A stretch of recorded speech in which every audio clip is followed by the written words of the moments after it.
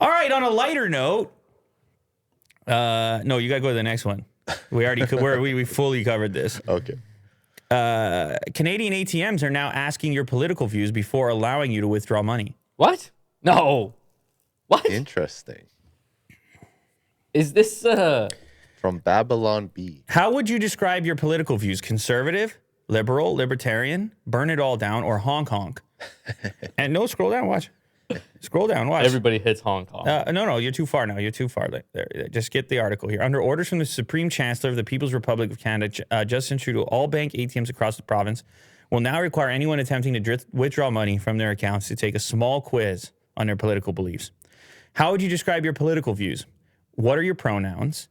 Do you think Trudeau is the most powerful and masculine leader This ever? ain't real.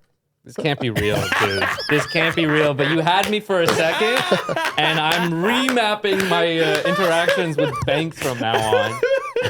I was like, But I heard masculine, and I was like, this can't be. That's by far the best line. That is by far the best line. one of the options is Hong Kong.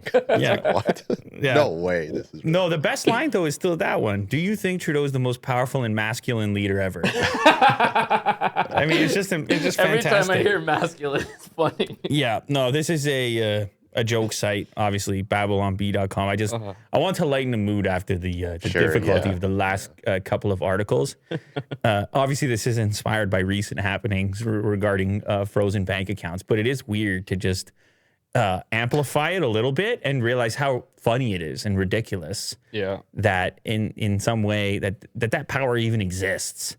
Do you own a semi-truck? Do you worship any other god besides Trudeau? All right, I made my point, Will.